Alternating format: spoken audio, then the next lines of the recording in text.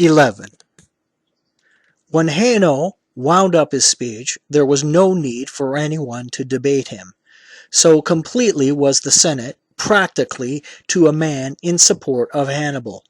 Hanno had been even more vitriolic in his remarks than the Roman envoy, Valerius Flaccus, they claimed. The reply then given to the Roman embassy was that the war had been initiated by the people of Saguntum, not by Hannibal, and that the Roman people were in the wrong if they held Saguntum in higher regard than their time-honored alliance with the Carthaginians.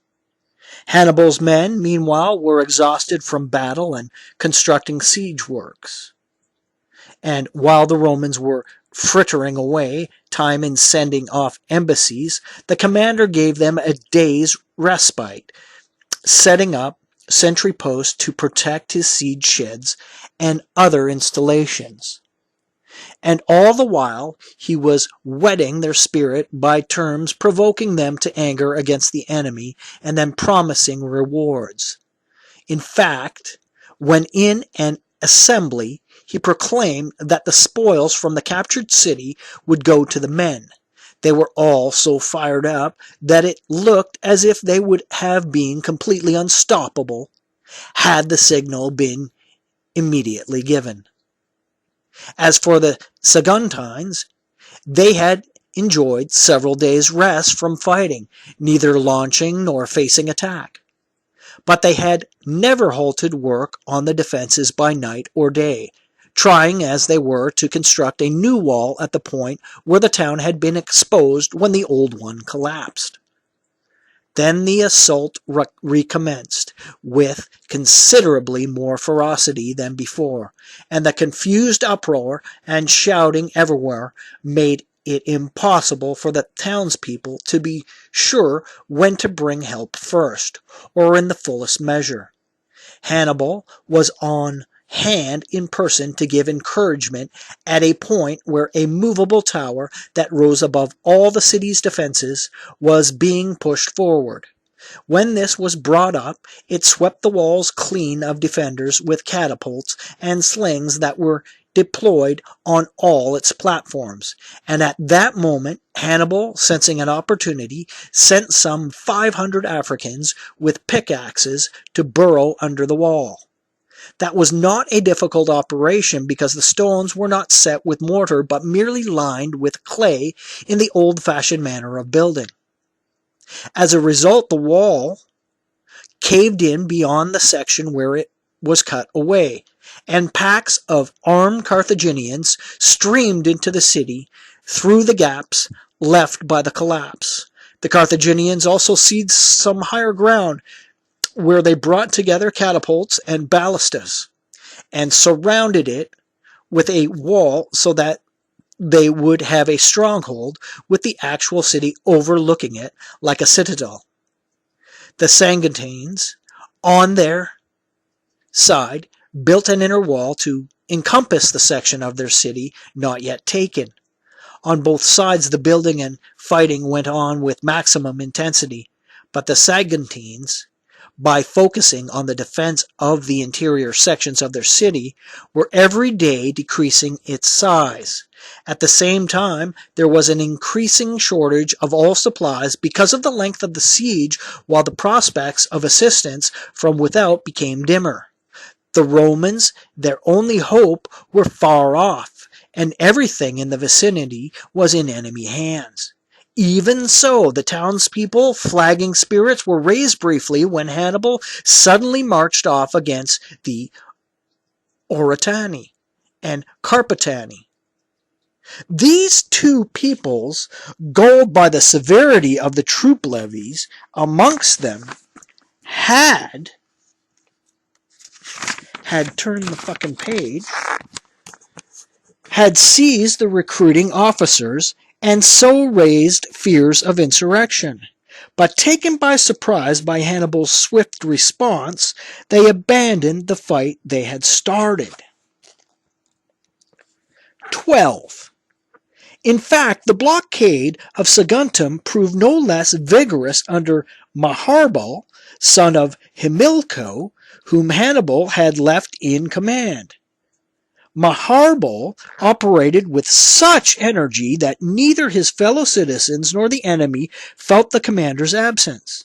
He fought a number of successful engagements and shattered a section of the wall with 3 battering rams, offering the returning Hannibal a prospect of the whole area strewn with fresh rubble.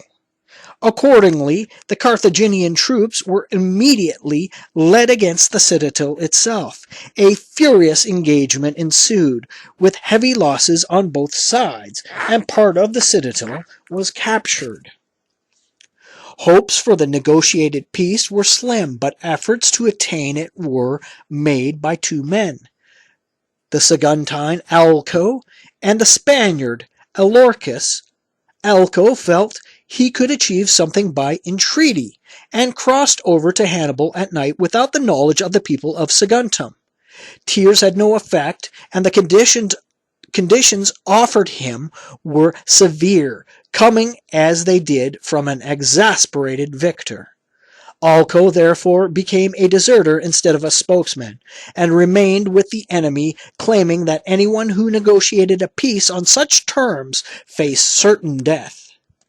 The Carthaginian demands were that the Saguntines make full restitution of the Turdetani, that they surrender all their gold and silver, and that they leave the city with a single article of clothing, to settle wherever the Carthaginian decreed. Alco replied that the Saguntines would not accept such peace terms, but Alorcus claimed that when everything else is crushed, the spirit too is crushed, and he engaged to broker a peace. Alorcus was at that time a soldier of Hannibal's, but he was officially regarded as a friend and foreign representative of the people of Saguntum. Alorcus openly surrendered his weapons to the sentries, passed the defense works, and was escorted, at his request, to the Saguntine general. A horde of people of every class immediately converged on the spot, but the crowd was pushed aside, and Alorcus was granted an audience with the Senate. His address was as follows. 13. Your fellow citizen Alco came to Hannibal to sue for peace. If he had also brought Hannibal's conditions for peace back to you, this mission of mine would have been unnecessary, a mission on which I have come neither as Hannibal's representative nor as a deserter. But Alco has stayed behind with your enemy, and the fault is either yours or his. His, if his fear is just a pretense, but yours if bringing you to the truth is dangerous. It is I who have come to you in consideration of my long-established ties of guest friendship with you, and I do in order that you not be unaware of terms that can bring you salvation and peace. And you can take this fact as assurance that what I say for your own sake and no one else's. I never made any mention of peace to you the whole time you had the strength to resist, or were still expecting assistance from Rome. It is only now that you can expect nothing from the Romans, and have insufficient protection from your own arms and defenses, that I am bringing you peace terms which are not equitable, but which you must accept. You have some hope of concluding this peace if you listen, as the defeated party, to the terms that Hannibal dictates to you as the victor. And when everything is in that victor's hands, you must not regard what is removed from you as a loss, but consider whatever is left to you as a gift. Hannibal is taken from you, your city. Most of it he has destroyed, anyway, and practically all of it he has captured. but he leaves you your lands, on which he will assign to you a location for building a new town. All gold and silver state or privately owned, he orders to be brought to him. Yourselves, along with your wives and children, he spares, if you are prepared to leave Saguntum unarmed and with 2 articles of clothing each. Such are your instructions from the victorious enemy, harsh and grievous though they are. Your circumstances press you to accept. In fact, I am not without hope that Hannibal will ease the conditions somewhat once he is in full control. But in my view, you should put up with them even as they are, rather than allow yourselves to be butchered and have your wives and children seized and dragged away before your eyes in accordance with the rules of war. 14. A crowd had gradually come together to see these words, and the general assembly of the people had merged with the Senate. Suddenly the leading men split away, and before a reply could be given to Alcorus, they brought together in the forum all the silver and gold from public and private buildings. This they threw into a fire hurriedly built for the purpose, many of them flinging themselves in as well. The resulting fear and panic swept through the city, and then another clamor was heard coming from the citadel. A tower that had taken a long pounding had collapsed, and a company of Carthaginians had forced its way through the breach, signaling back their commander that the city was now deprived of its customary sentry post and guards. Hannibal thought such an opportunity did not brook delay. Given the word for all the fighting age to be put to death, he attacked in full force and took the city in an instant. Hannibal's order was callous, but seen to be the most necessary in the event. Men who shut themselves away with their wives and children and burned their homes over their own heads, or who took up their weapons and allowed only death to put an end to their resistance, such men simply could not be spared. The town, 15. The town was taken with an enormous amount of plunder. Most personal property had been systematically destroyed by the owners. In the killing, exasperation had barely allowed the differentiation in ages, and the captives had become the booty of the rank and file. Nevertheless, it is well established that a considerable sum of cash was realized from the sale of goods, and that a great deal of expensive furniture and clothing was shipped to Carthage. Some authors have dated the capture of Saguntum to the 8th month after the commencement of the siege. They have stated that, after it, Hannibal withdrew to winter quarters in New Carthage, and that he then arrived in Italy 4 months after leaving New Carthage. If that is so, then Publius Cornelius and Tiberius Sempronius cannot have been the consuls to whom the Saguntine envoys were sent when the siege began, and who also engaged with Hannibal during the term of office, one at the river Ticinus, and both somewhat later at the Trebia. Either all these events took a shorter time, or else it was the capture of Saguntum, not the start of the siege, that took place at the beginning of the consular year of Publius Cornelius and Tiberius Sempronius.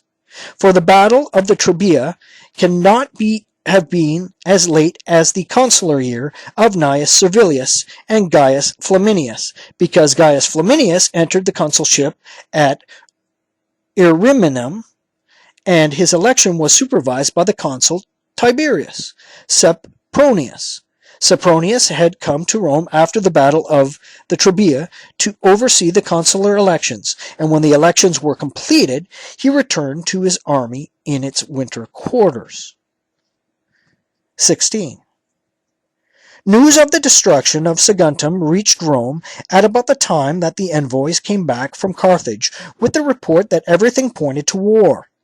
Various emotions gripped the senators at the same moment: sorrow and pity for the heinous massacre of their allies, shame at their own failure to bring assistance, fury with the Carthaginians, and fear for the security of the state.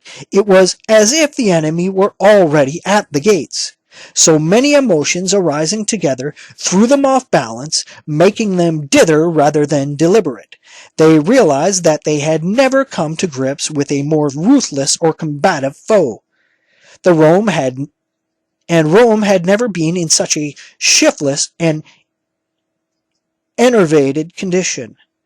The Sardinians and Corsicans, the Istrians and Illyrians had teased Roman military power, but not really put it to the test.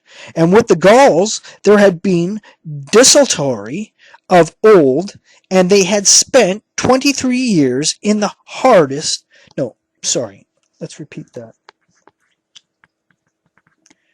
The Sardinians, the Corsicans, the Istrians, and the Illyrians had tested Roman military power, but not really put it to the test. And with the Gauls there had been desultory rather than regular warfare.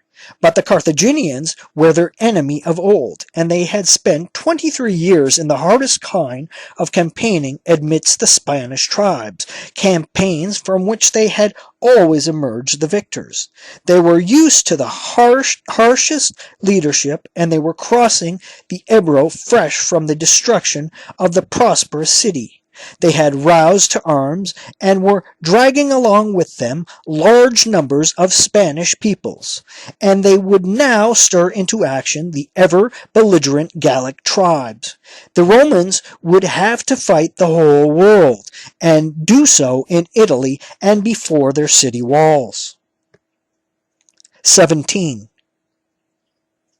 The consular spheres of authority had already been defined, and the consuls were now instructed to proceed to the Sortition. Spain fell to Cornelius, and Africa, along with Sicily, to Sempronius. It was decided that 6 legions be levied that year, together with as many allied troops as the consuls should deem appropriate, and as great a fleet as could be mustered. 24,000 Roman infantry were conscripted, and 1,800 cavalry, together with 40,000 infantry and 4,400 cavalry from the Allies. And on the naval front, 220 quinqueremes and 20 cutters were launched. The question was then put before the people whether it was their wish and command that war be declared on the people of Carthage. The Roman people approved the war. The public prayers for it were held throughout the city, with entreaties made to the gods for a victorious and happy outcome. The division of troops between the consuls was as follows. Sempronius was given 2 legions, each comprising 4,000 infantry and 300 cavalry, together with 16,000 allied infantry and 1,800 allied cavalry. He was also assigned 160 warships and 12 cutters. With such land and naval forces, Tiberius Sempronius was dispatched to Sicily. From there, he was to cross to Africa, but only if the other consul proved to have the strength to stop the Carthaginian from entering Italy.